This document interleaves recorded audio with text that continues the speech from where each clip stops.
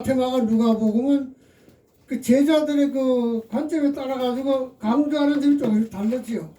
강조하는 게 조금씩 다릅니다. 그러나 뭐 보면 예수님의 인성에다가 거의 초점을 맞추고 있어요. 마태마가 누가복음은 예수 인성에다가 초점을 맞춰서 얘기하고 있는 겁니다. 근데 그 요한복음은 이와 다르게 예수님께서 성육신 해가지고 이 땅에 오셨단 말이에요. 육신을 입고 오셨지만은 그러나 그분은 원래는 하나님의 아들이다. 아멘. 그러니까 절대적인 신성을 가지신 분이다. 이걸 아주 강조하고 있는 걸 보고 있습니다. 강조하고 있어요. 이걸 신성, 다시 예수님의 신성에 대해서 강조한다. 물론 뭐 마태마가 누가복음에도 예수님의 신성이 있어요. 그걸 부인은 안 해요. 그러나 강조점을 두고 있을 때, 강조점 에서는 인성이 강조점을 둔 것 반면에 요한은 신성에다가 강조점을 두고 있다. 인간으로 오셨지만은 그러나 완전한 그런 절대적인 신성을 가지고 계신 분이다. 우리가 마태복음은 주로 왕으로 오신 예수님을 얘기하잖아요. 왕으로 오신 예수님, 마태복음 왕으로 오신 예수님, 그걸 쭉 왕으로서 어떻게 다스리냐 그걸 얘기하고 있고, 또 마가는 조금 달리 해가지고 종으로 오신 예수님, 종으로 오신 예수님, 의시하고 가지고 어떻게 섬기셨느냐, 어떻게 사람을 섬겼느냐. 근데 그거는 섬김의 본을 보여준 거죠. 섬김의 본을 보여준 거죠. 종으로서의 어떤 모습으로 섬김의 본을 보여줬냐 그런 얘기요. 또 누가복음은 물론 뭐 그 뒤에 쓴 거니 그렇지만은 조금 더 예수님과 우리하고 관계를 아주 친밀하게 관계 갖기 위해서 친구라고 했어요. 친구라는 관계. 그러니까 아주 예수님과 우리는 떨어질 수 없는 밀접한 관계를 가지고 있는 그 친구로서의 그런 자세, 이런 관계를 맺어주고 있는 거예요. 근데 그거를 중점적으로 쭉 얘기를 하고 있는 걸 볼 수가 있습니다. 그래서 마태마가 누가복음은 예수님이 일을 시작하실 때부터, 다시 말하면 갈릴리에서부터 중심으로 해가지고 쭉 다니면서 복음을 전하는 그런 일들을 기록돼요. 그러나 그렇기 때문에 그 예수님의 갈릴리부터 복음을 전하기 시작한 사역 행동을 갖다가 하나하나 기록해가면서 쭉 얘기해 가니까, 그러니까 뭐 마태나 마가 누가나 보면 중복된 점이 여러 군데가 있어요. 중복된 점이. 그러니까 예수님의 행적을 그대로 기록하다 보니까 자기 생각나는 대로 아 예수님이 이렇게 하시구나 그러면 또 자기 똑같이 그러구나 그 했구나. 그러니까 중복되는 점이 많이 있습니다. 많이 기록되어 있어요. 그러나 관점은 조금씩 다릅니다. 같은 지역에서 같은 사역을 하셨지만은 자기들이 듣고 본 바 이거는 조금씩 달라요. 조금 다른 것을 주장을 하고 있는 겁니다. 그런데 요한복음은 이거 완전히 다르게 물론 처음부터 요한복음은 공감복음에 있는 것을 약간씩 몇 개 정도를 제외하고는 아주 새로운 것을 얘기하고 있는 겁니다. 그러니까 공감복음에서 다루지 아니한 그런 내용들 갖다가 다루고 있다. 이게 좀 특이한 점이에요. 그러니까 반드시 공감복음을 공부한 다음에는 반드시 요한복음을 공부해야 됩니다. 그래야 복음서를 다 배울 수가 있는 거예요. 그래서 공감복음만 가지고 복음서 다 배웠다 그러면 안 되는 거예요. 그리고 요한복음에는 공감복음에서 다루지 않고 있는 아주 중요한 핵심적인 걸 갖다가 요한이 다루고 있는 걸 볼 수가 있는 겁니다. 그러니까 요한복음은 반드시 공부를 해야 됩니다. 반드시 공부를 해야 된다 하는 걸 우리에게 말씀해 주고 있습니다. 특별히 우리가 요한복음에 중요한 것은 하나님의 아들로서 예수 그리스도의 신성을 아주 강조하고 있는 거예요. 아주 신성을 아주 높이고 있는 걸 볼 수가 있습니다. 그래서 하나님께서 예수님께서 하나님의 아들이라는 것, 성자 하나님이라고 그러잖아요. 그 다음에 성부 하나님. 그러니까 하나님과 성부 하나님과 성자 예수님과의 관계를 갖다가 아주 밀접하게 관계를 맺고 있는 거예요. 다시 말하면 하는 일은 다릅니다. 성부 하나님 하는 일, 성자 예수님이 하는 일, 일은 다르지만은 하나다. 이걸 강조하고 있는 거예요. 서로 역할은 다르지만은 하나이다. 이제 사도행전에 가면 조금 더 보태가지고 성령의 역사를 얘기하잖아요. 역사하면서 이것도 각각 하는 역할은 다르지만은 하나다. 그걸 강조하고 있는 걸 볼 수가 있습니다. 그래서 요한복음은 먼저 하나님과 예수님, 이걸 아버지와 아들은 각각 하는 일은 다르지만은 원래는 하나다. 아멘. 원래는 하나다. 아멘. 그걸 강조하고 있는 거예요. 그래서 요한복음을 제대로 잘 공부해야 삼위일체론도 이해할 수 있고, 그 다음에 각각 역할을 갖다가 다르게 해석할 수 있는 겁니다. 그래서 요한복음은 중요한 것이다. 그렇게 얘기를. 그러면 신성 강조한다 그래가지고 뭐 하나님의 아들로서의 역할을 잘 얘기한 게 아니거든요. 그 예수님이 하시는 일이고 누구의 일이냐? 그게 아버지 하나님의 일이다. 아멘. 아버지 하나님의 일이다. 그거를 일을 일답게 만들고 열매를 맺게 하는 분은 성령입니다. 요거를 강조하고 있는 것이 요한복음이라는 걸 말씀해 주고 있는 거예요. 그러니까 이런 걸 먼저 우리가 이해를 하고 그 다음에 요한복음 하나하나 공부를 해야 이건 이래서 이렇게 얘기를 하는 거구나. 그걸 이해하게 되는 거예요. 그래서 이 사건은 이래서 일어나게 되는구나. 얘기하는 거예요. 그래서 우리 앞으로 배우겠지만은 요한복음 7가지 기적이 있잖아요. 이 기적이 다 요한복음 전체를 얘기하고 있는 거예요. 있는데 한마디로 말하면 뭐 늘 얘기하는 거지만은 한마디로 말하면 기적이 왜 일어났느냐, 누가 어디서 무엇을 어떻게 왜 했느냐, 예수가 그리스도라는 걸 증명하는. 아멘. 그것 빼면 아무것도 아니에요. 자꾸 뭐 이점을 얘기하는 게 아니거든. 그 이점을 통해서 예수는 그리스도다. 이걸 증명하는 거. 아멘. 그러니까 성경이 66권으로 되어 있잖아요. 참 성경 지금 얼마나 감사하지 몰라요. 그 66권 전체가 다 누구를 얘기하느냐면 예수 그리스도를 얘기하는 것인데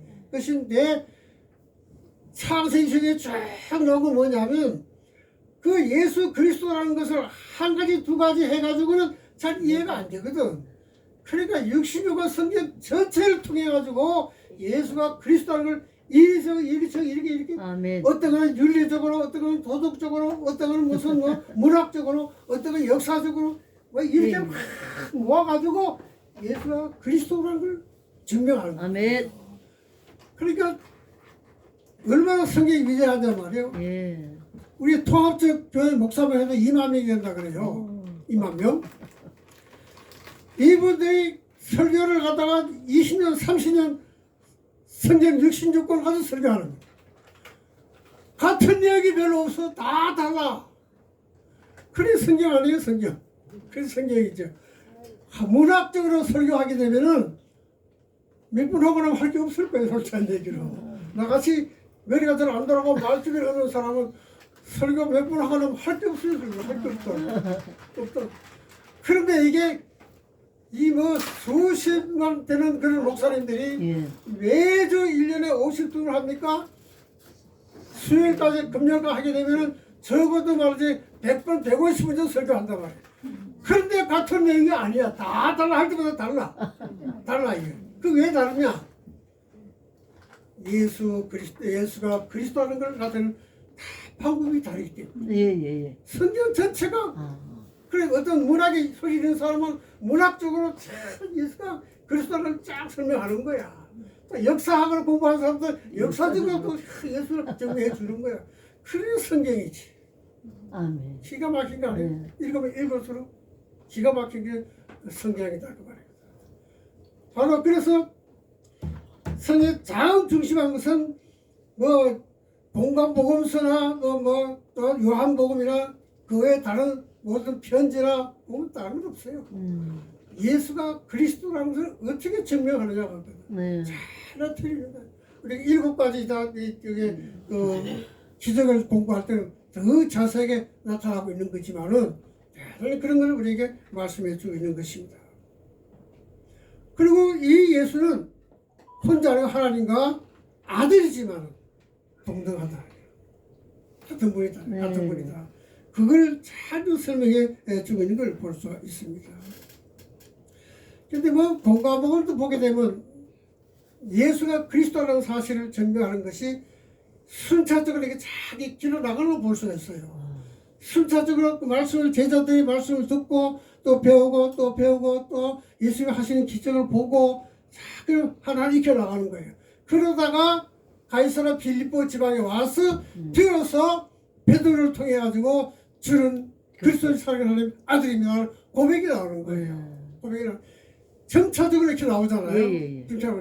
근데 뭐 요한이 성경을 기록할 때는 이미 그 단계가 지났기 때문에 다 지났기 때문에 예수가 그리스도라는 것을 확실하게 그때부터 막 하나하나 탁탁탁 증명해 나가는 거예요. 틀림없이 그냥 탁탁 뭐 그럴까 말까 이게 아니라 그렇게 말까 이게 아니고 요거다 이거다 탁탁탁 짚어나가는 거예요. 그 요한복음이 아주 그냥 명확하게 다 짚어주고 있는 거예요. 그래서 우리가 설교할 때도 그렇습니다 이렇게 해야지 그럴 겁니다 이건 아니거든. 우리가 설교도 한번 그러겠어요. 옛날 부흥자가 보게 되면 뭐 그렇게 될 것입니다. 뭐가 그렇게 될 것입니다. 그럴 것입니다. 이걸 끝내야지. 성경이 어때 그럴 것입니다라고 있어요? 없잖아요. 그럴 것입니다. 예수는 그리스도다 이거지. 그리스도 될 것입니다. 그게 아니에요. 그게 아니다. 확실히 그렇게 되는데 자꾸 이제 나이가 늙어서 은퇴해가지고 저뭐 설교를 젊은 목사님들 설교하는 거 보면요. 내가 너무 교만해서 그런지 모르겠지만 참 마음에 안 들어. 복음이 없어요. 솔직한 얘기로. 복음이 없어요. 자꾸 딴 얘기만 하다가 끝나고 또 나이가 조금 들은 한 60대 이상 되는 그런 목사님들 보게 되면 왜 이렇게 지 얘기를 이렇게 많이 해. 설교 시간에. 아니 뭐 자기 무슨 경험한 거 자기 혼자만 경험해서 살아가면서 인생 경험이라는 거 교인들이 자기가 더 많이 하고 있는 것이지 세상 살면서 그렇잖아요. 목회는 목회의 길만 가는 것이지만 세상 사람들이 장사도 하고 이것저것 다 망하기도 하고 구하기도 하고 인생 경험은 교인들이 더 많이 하는데 무슨 인생 경험을 그 자기 얘기를 합니까? 뭐 그게 무슨 간증 시간도 아니고 말이야. 또 그런 게 있더라. 그러면서 또 그게 복음이 있어야지 그게. 그러면 자기가 그런 시련을 당해서 왜 당했냐를 얘기해야 될 거 아니야. 하나님이 그 시련을 통해서 뭘 알게 했느냐, 왜 깨닫게 했느냐, 뭘 하기 위해서 시련을 주셨느냐, 그 얘기를 해야지. 그러면서 이걸 통해서 내가 이걸 깨달았고 정말 예수님이 나와 함께하는 깨달았더라고. 이게 뭐 그런 게 나와야지. 그런 걸 놓고 지 얘기만 하고 끝나는 게. 그런 것도 상당히 많아요. 좀 답답하더라고요. 내가 너무 교만해서 그렇죠. 김경사 목사님도 그렇게까지 얘기했지만 다 그래. 그래서 쳐다보면서 내가 좀 답답했던 거 설교하는데 언론 목사님들 천사를 설교하는 어떤 목사님 와서 설교하는데 아주 목회를 아주 성공 세상적으로 말하면 성공이지. 목회 무슨 성공이 있어요? 목회는 성공이 없어요. 중요한 사명을 다하는 것이지. 근데 성공적으로 목회 세상적으로 볼 때 교회들 교회들 몇천 명 모이고 뭐 이래 해가지고 은퇴하는 목사님이 근데 자기 얘기 갔을 때 목사님 그다음에 목회하시는데 뭐 좀 이게 좀 좋은 말씀 있으면 해주십시오. 그래 얘기했더니 이 목사님 이런 얘기하더라. 야 나는 평생 수틀을 손에 잡고 있는 그런 마음으로 내가 누구였어요 오늘?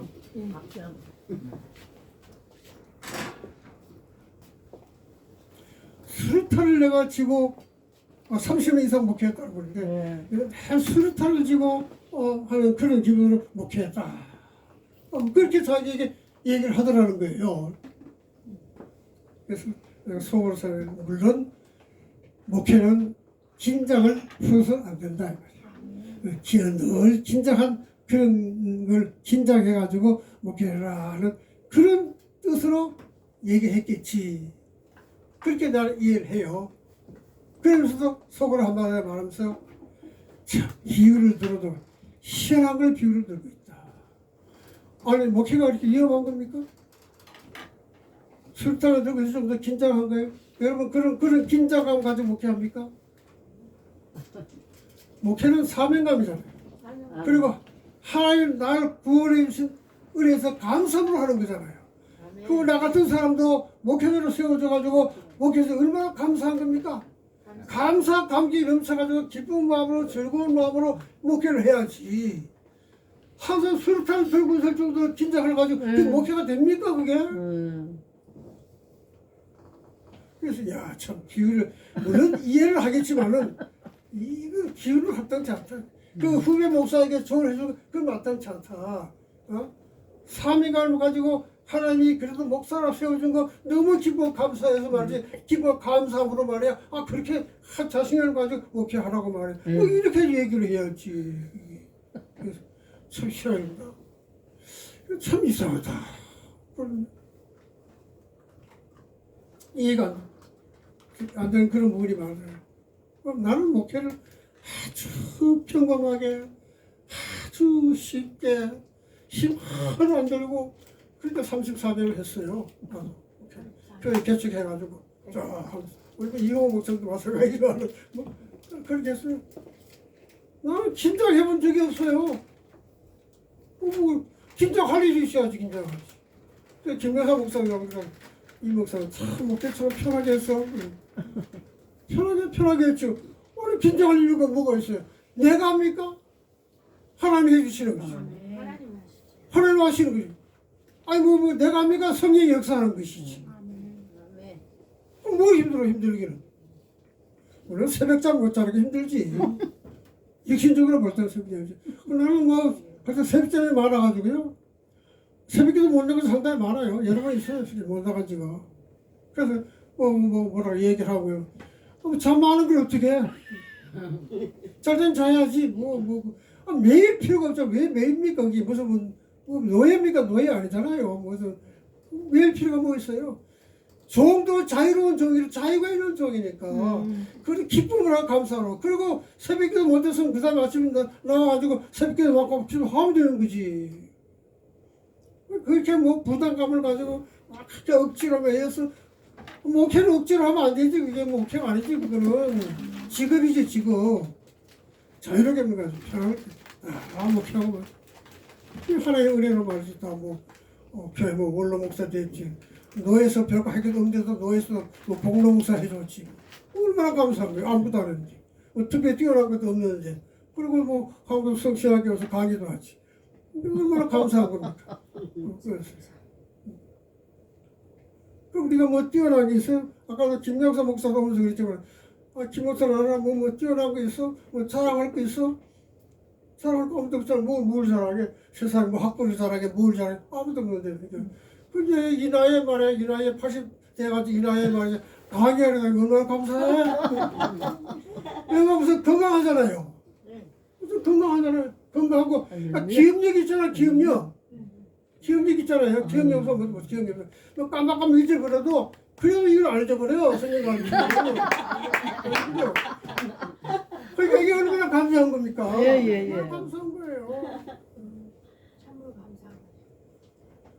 그게 그런 감사로 사는 것이 이제 그러다 하나님 부르시면 할렐루야 그러고 하나님 가는 것이 그렇게 할 거 없어요. 건강 얼마나 감사합니까? 그러니까 앞에서 골골하게 되면 말이지 하고 싶어도 못 하잖아요.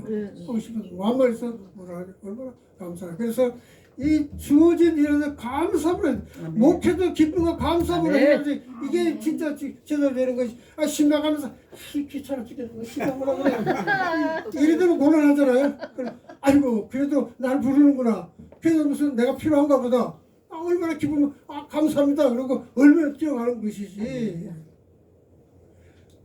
지금은요 다 좋지만 그때 60년 후에나 70년대 80년대요 신방암 집집마다 다 주는 게 커피잖아요. 그때는 커피가 최고의 대접이에요. 그때는 커피가 하루는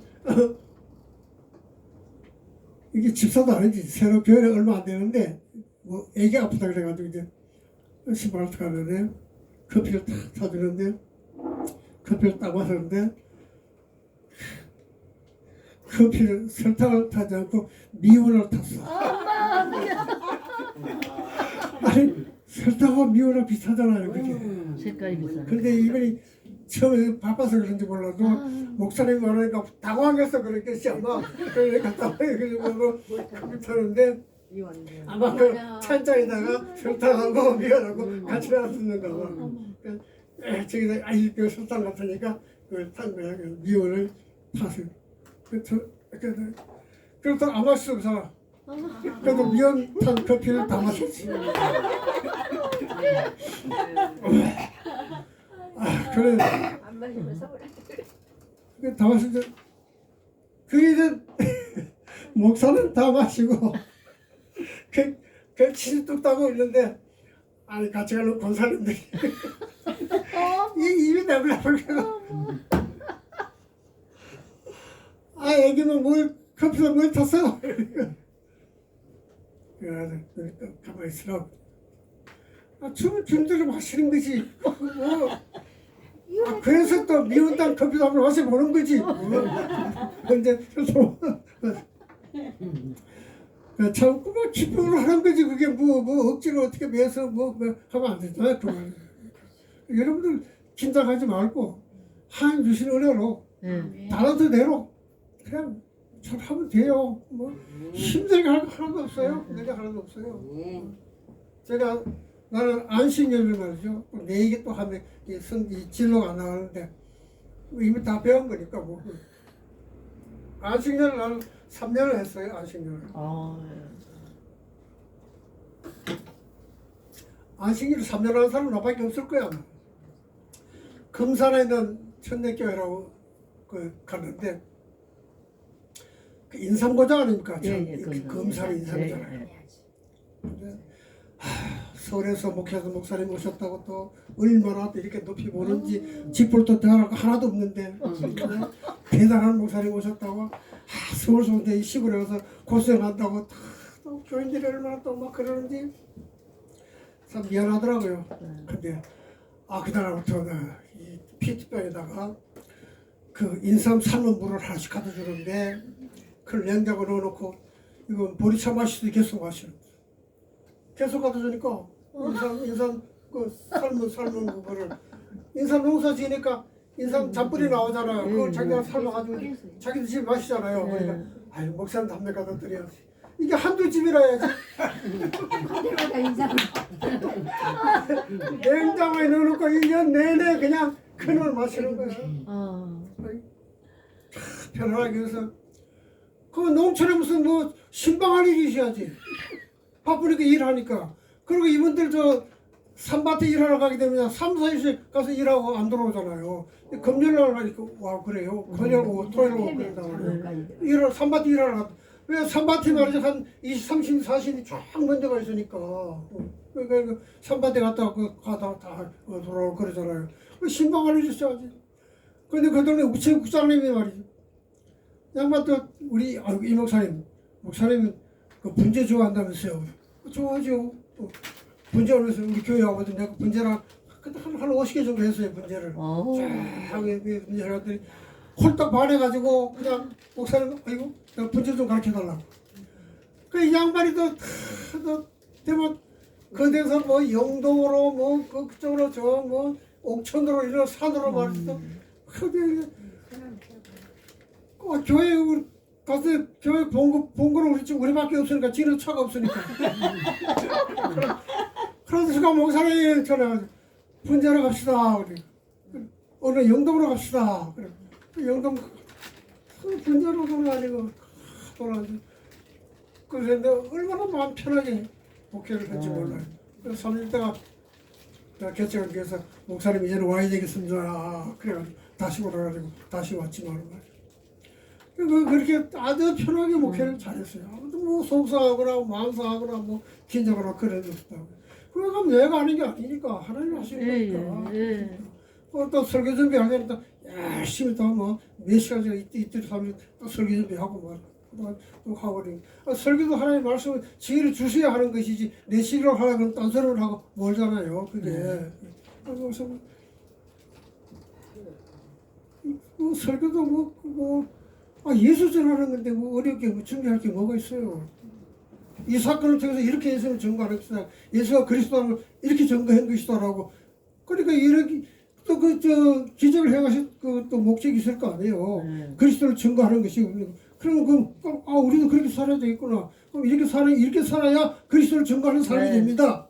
이렇게 해야 우리를 삶을 통해서 예수 그리스도가 증거되는 겁니다. 그걸로 끝나는 거지 뭐 간단하잖아요. 길게 가면 요즘도 설교 보니까 한 40분씩 하더라고 교회 설교에서. 오늘 침례교회 갔더니 꼭 60분을 하더라고. 40분 보통 30분 이상 다 하더라고. 설교 옛날에 딱 그렇게 했는데 지금도 또 통학을 옛날에 한 60분 또 하는 것 같아요. 설교 듣더니 말이에요.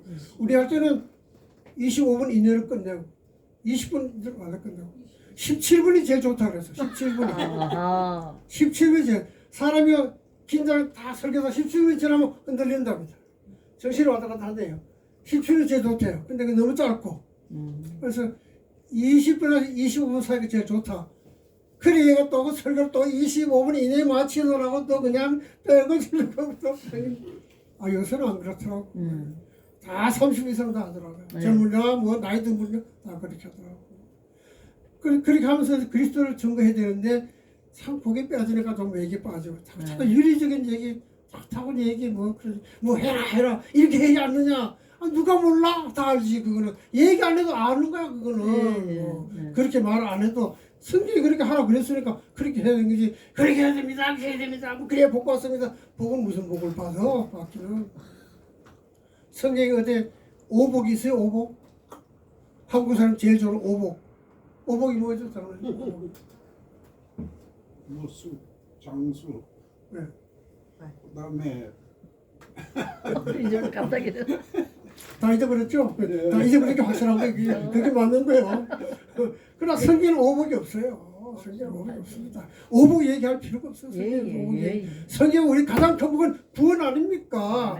하나님 나라에 다 있는데 뭘 자꾸 예수님이 말하고 이 땅의 복을 얘기가 아니잖아요. 땅의 복이 구원받아서 영생 얻고 하나님 나라에 가서 늘 그걸 얘기하는 거지. 그러니까 우리 시민권 얘기니까 하나님 있다 그 얘기. 아멘.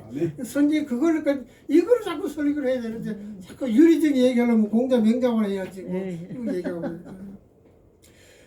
작은 공관복음서나 뭐 요한복음서 마찬가지지만은 작은 예수 그리스도를 하나님의 아들로 제시하는 거다. 아멘. 하나님의 아들로 확실하게 얘기를 해주고 있는 거예요. 얘기입니다. 그래서 공관복음에도 가끔 가다 보면 여러 가지 사역과 이걸 교훈을 통해서 예수 신성을 말하고 그러나 요한복음에는 먼저 예수의 신성을 확실히 밝혀주고 있는 것이다. 밝혀놓고 그걸 입증해 가는 거예요. 그걸 증명해 가는 거예요. 그러니까 공관복음은 사건을 통해서 예수님이 그리스도라는 걸 보여주는 것이고 요한복음은 예수님이 그리스도라는 걸 확 해놓고 그거를 증명하는 거예요. 이게 좀 다르단 말이에요. 고집 요한복음하고 공관복음 좀 다르다는 걸 얘기하고 있습니다. 요한복음이 예수의 신성, 하나님의 아들 되시면 광장입니다. 그러면서 이제 세전 배경, 목적, 이래한 거 보면 다 예수님이 그리스도라는 걸 증명하기 위해서 그 배경 설명하고 목적 설명하고 하는 그런 것을 쫙 우리가 읽어볼 수가 있는 거예요. 우리가 볼 때는 사실 당연한 것이라 생각했지만은 사실 요한복음이 요한이 왜 이미 공관복음을 통해서 다 알려진 그런 예수 그리스도를 왜 여기에서는 공관복음에서 말하지 아니하는 그런 부분들을 빼내서 예수가 그리스도라는 사실을 이렇게 또 강조하고 그 다음에 안에서 7가지 기적을 들어서 확실하게 해주느냐 하면 그 당시에는요 예수가 그리스도라는 사실을 잊지 못하는 사람들이 있었습니다. 그리고 그거를 제자들이 강조하지만은 잘 받아들이지 못하고 처음에는 받아들였지만은 이게 유대교 사람들에 의해 가지고 핍박을 받다 보니까 흔들리는 사람들이 많이 생기기 시작했어요. 그래서 확실한 복음에서 흔들리는 사람들이 생겨났다 그 말입니다. 그래서 이것을 바로잡아주기 위해 가지고 이것을 확실하게 바로잡아 주기 해가지고 이 흔들린 믿음을 갖다 확실히 가지기 위해서 이 요한복음을 이렇게 기록했다. 그렇게 볼 수 있어요. 그 당시에 그 역사적 사건을 보게 되면요. 처음에는 우리가 유대교하고 이 예수를 믿는 사람들, 뭐 기독교라고 얘기 말하지만은 별로 갈등이 없었어요.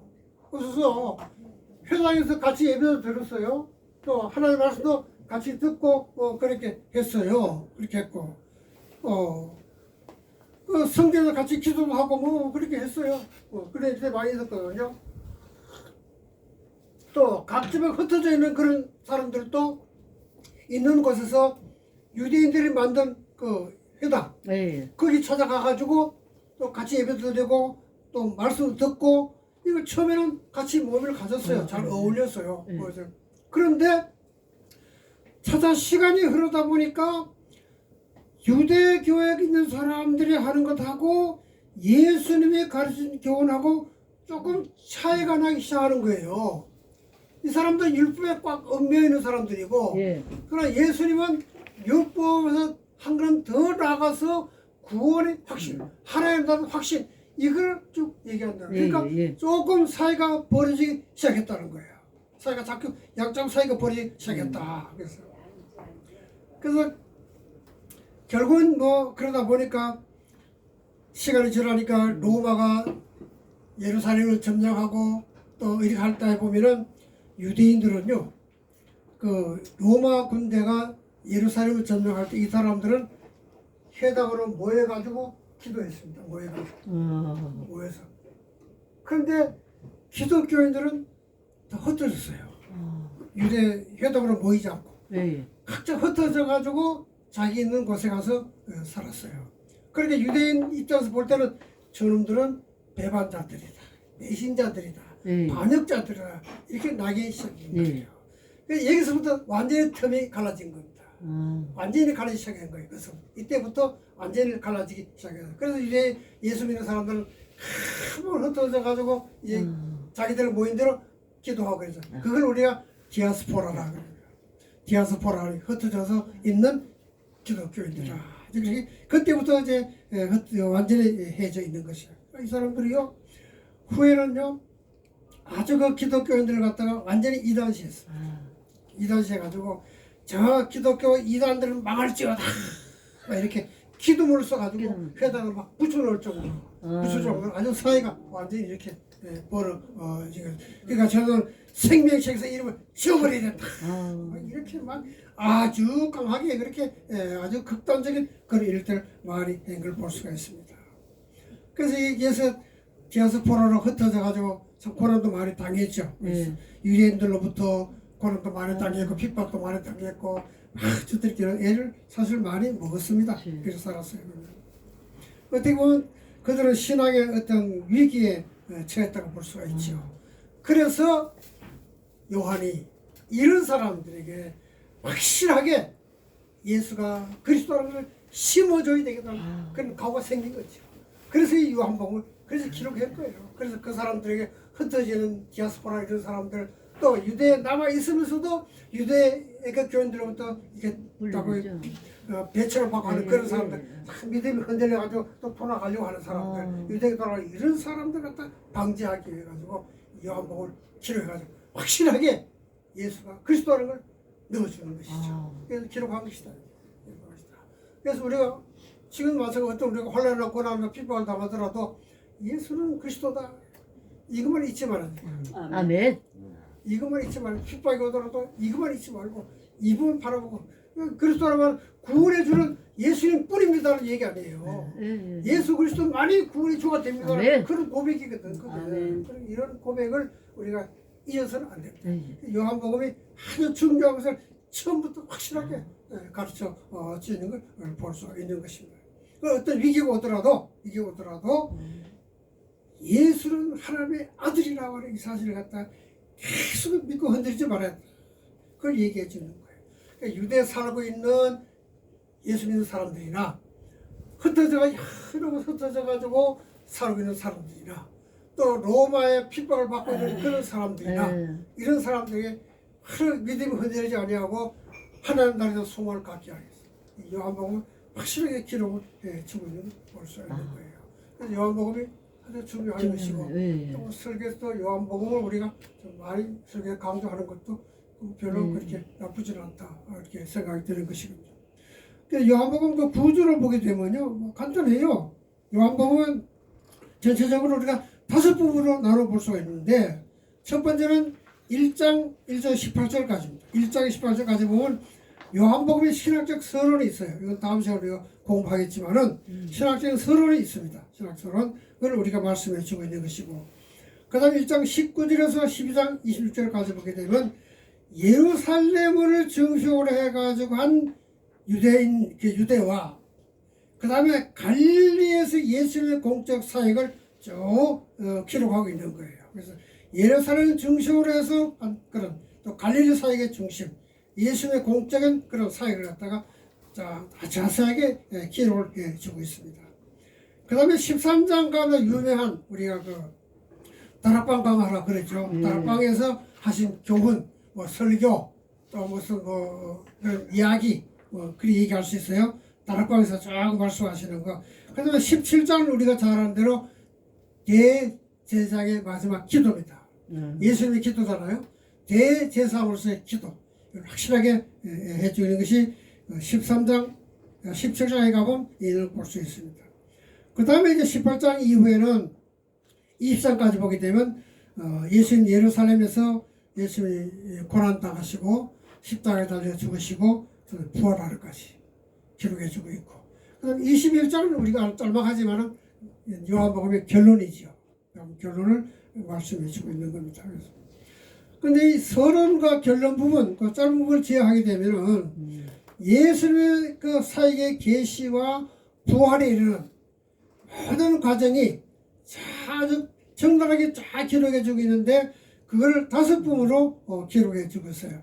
그걸 조금 더 자세히 한번 살펴보게 되면 첫째 말씀에서 1장 18절까지 보게 되면 이거 신학적인 서론 부분인데 이 부분은 예수님이 육신을 입고 이 땅에 오신 사건 예수님이 육신을 입고 오신 사건 그 사건을 적혀해 주고 있는 거예요. 그러면 그 예수님은 이 땅에 육신을 입고 오시기 전에는 하나님과 함께 계신 분이었다.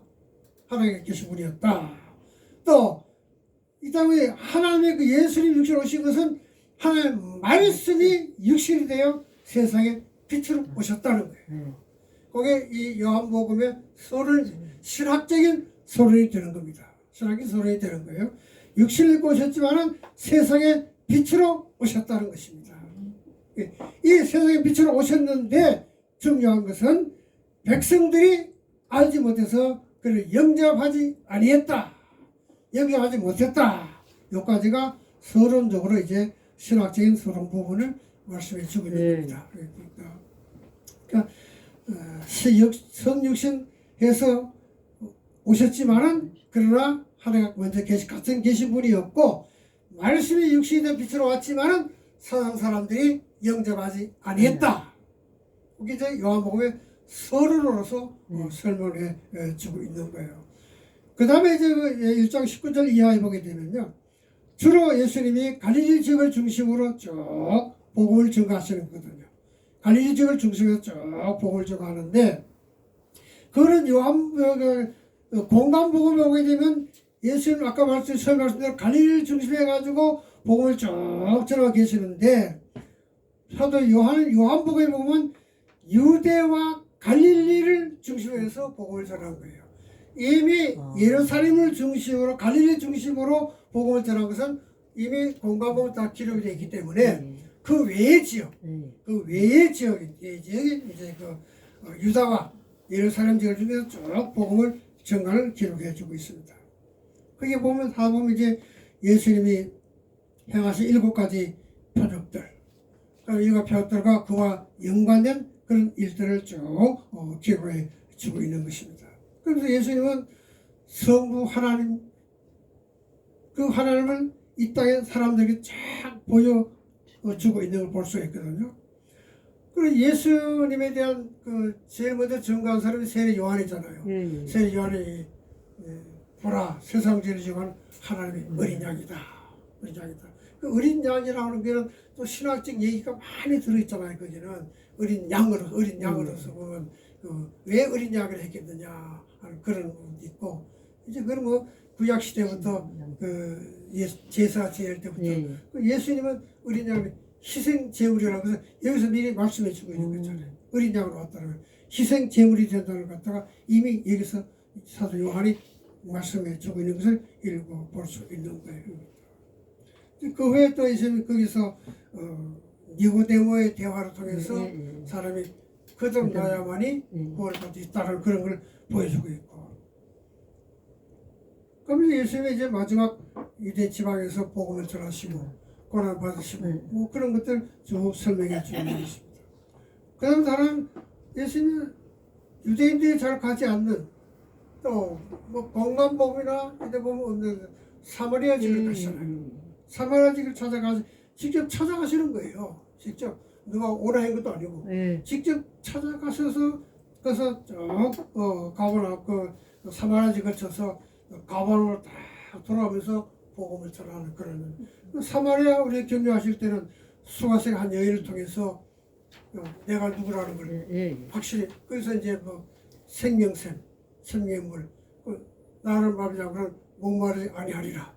예수는 생명 자체라는 거, 생명 본체라는 것 같아요. 또 그 사마리아 여인을 통해서 쭉 정리해 주고 있는 걸 볼 수 있습니다. 그 다음에 돌아오시면서 그 다음에 두 번째 표적이 뭐냐? 분봉은 그 헤롯 안디바 신하의 아들을 고쳐주는 것입니다. 고쳐주는 것. 그러니까 인간의 모든 주님의 손에 달려있다는 거죠. 하나님은 이걸 창조자시니까 창조자가 할 수 있다는 걸 이제 지어지는 거예요. 그 다음에 5장에 가보게 되면요, 예수님이 공생의 시작하는 두 번째로 6월절에 예루살렘을 방문한 사건이 나옵니다. 또 여기에서도 신성을 입증하는 거예요. 그게 뭐냐면 38년 된 병자를 고쳐주는 거예요. 고쳐줌으로써 이제 자신이 그 신성에 입증해 주을 볼 수가 있는 겁니다.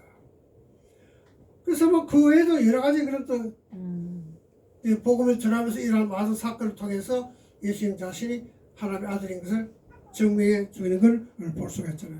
6장 넘어오게 되면 네 번째 표적인데 유명한 오병이어의 기적 아닙니까? 오병이어 기적. 그러니까 사람이 뭐 인간의 뭐 먹고 사는 육신의 문제도 예수님이 해결해 주신다는 그런 해결해 주신다. 그걸 말씀해 주는 오병이어의 문제 그런 이야기 문제. 그다음 이제 그 다음에 다섯 번째 보면 무리로 걸어가시는 표적. 대자연도 주님이 다스리신다는 아멘.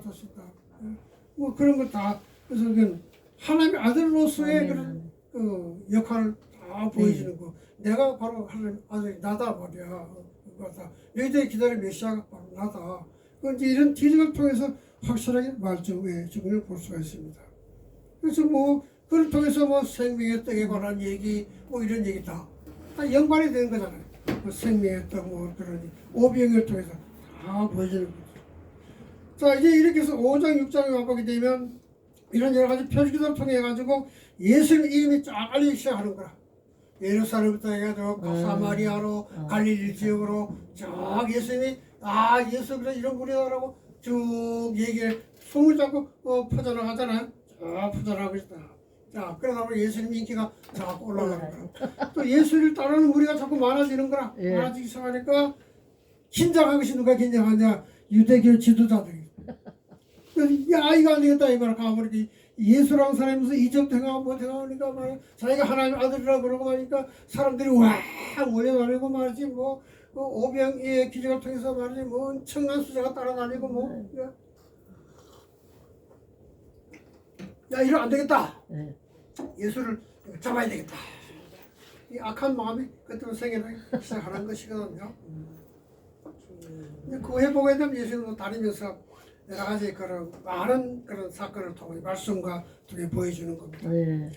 그러니까 이때부터 이 사람들이 그냥 가지고 안 되겠다. 그래가지고 아주 계획도 짜고 뭐 체계적으로 다 해가 예수를 배척하고 또 아주 그런 어떻게 해서라도 예수를 잡아야 되겠다. 계획을 세우잖아요. 다시 말해 잔머리 굴리는 거죠. 예수를 잡기 위해서 잔머리를 굴려가는 그런 걸 볼 수가 있는. 근데 예수님이 그런 얘기를 듣고 움츠러가지고 안 되겠다. 내가 몸을 좀 살아야 되겠다. 그게 아니잖아요. 더 공개적으로 네. 더 공개적으로 나서가지고 이제 그 말씀에서보다 아들 표정 속에 문도 뜨게 해주고 말이죠. 그래서 내가 세상의 빛이다 말이야. 내가 양의 문이다. 내가 선한 목자다. 참 아주 자신 있게 더 아주 확실하게 말씀을 볼 수가 있는 것이죠. 네, 예. 그래도 아직 때가 안 됐으니까 베레아 지방으로 약간 좀 피신하셨다가 다시 베다니로 오시는 겁니다. 그 베다니에서 마지막 7번째 표적인 죽은 나사로를 살리시는 거예요. 네. 살리십니다. 나사 살리고 그다음에 그 나사로의 누이 마리아 향유를 부은 그런 사건 이걸 기록해요. 자, 그래서 이게 사실 예수님이 죽은 나서 살린 이 사건은요, 예수님의 신성을 입증하기엔 가장 위대한 거잖아요.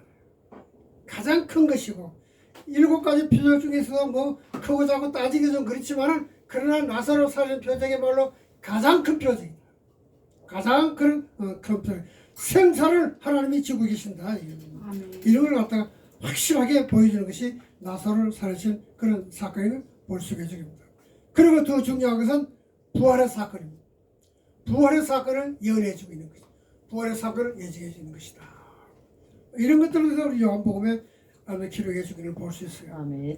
그 다음 또 뭐, 그 다음 다 얘기한 거예요. 네. 그다음 다락방 설교하는 그런 얘기, 고별 설교 하시는 얘기, 뭐 그런 얘기.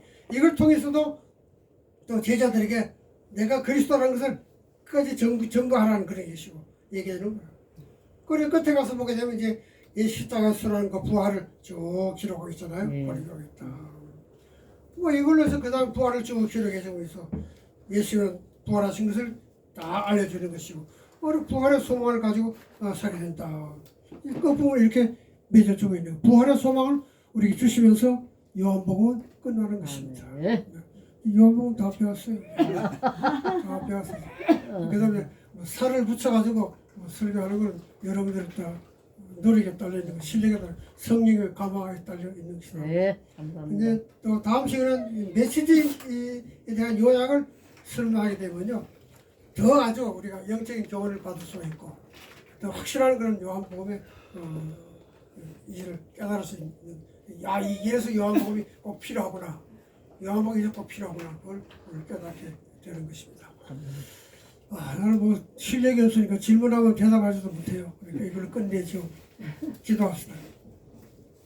하나님, 은혜 가운데 우리의 삶을 지켜주시옵시고, 이렇게 다시 이들에 모여서 또 요한복음을 다시 한번 공부할 수 있도록 은혜 주시니 감사합니다. 아멘. 요한복음을 통해서 복음의 진수를 깨닫게 하시고, 또 말씀을 주신 그 목적을 분명히 알아서 우리가 성도들에게 바로 성경을 증거할 수 있도록, 예수 그리스도를 증거할 수 있도록 은혜를 베풀어 주시옵소서. 다음 날은 시간까지 건강을 시키시고 우리 교회를 지키시고 우리 삶을 지켜 주시옵소서. 예수 그리스도의 이름으로 감사하며 기도합니다. 아멘. 감사합니다. 감사합니다.